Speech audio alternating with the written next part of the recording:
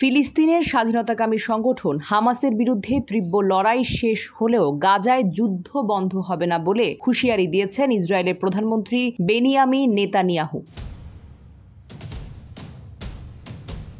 Hamas নির্মূলের নামে গত ৮ মাসের বেশি সময় ধরে ফিলিস্তিনিদের উপর ব্যাপক অত্যাচার চালাচ্ছে দখলদার ইসরায়েলি বাহিনী। আন্তর্জাতিক নানা মহলের চাপেও দমেনি নেতানিয়াহু প্রশাসন। ধ্বংস করছে গাজা ও রাফার বিভিন্ন এলাকা। বাস্তুচ্যুত হয়ে পড়েছেন লাখ লাখ ফিলিস্তিনি। এরই মধ্যে স্থানীয় সময় রোববার এক সাক্ষাৎকারে ইসরায়েলের প্রধানমন্ত্রী বেনিয়ামিন নেতানিয়াহু বলেন, হামাসের বিরুদ্ধে তীব্র লড়াই শেষ হতে চলেছে, তবে হামাস নির্মূল না হওয়া পর্যন্ত যুদ্ধ অব্যাহত থাকবে।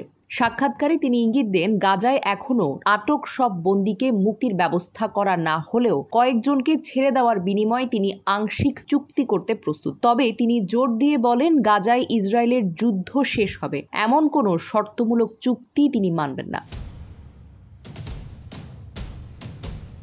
ইসরায়েলি মিডিয়া আউটলেট চ্যানেল 14 এর দেয়া এক সাক্ষাৎকারে ইসরায়েলি প্রধানমন্ত্রী আরও বলেন, দক্ষিণ গাজায় রাফার ইসরায়েলের তীব্র পর্যায়ের সামরিক অভিযান শেষ হয়ে আসছে। তবে এর মানে এই নয় যে যুদ্ধ শেষ হয়ে আসছে, বরং বলা যায় রাফায় যুদ্ধের তীব্রতা শেষ হয়ে আসছে।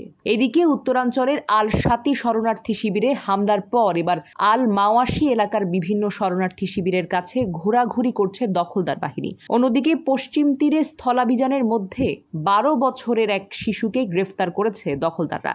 এছাড়া উপত্যকাটির উত্তরাঞ্চলীয় কামাল আদওয়ান হাসপাতালে অপুষ্টির কারণে 2 শিশুর মৃত্যু হয়েছে।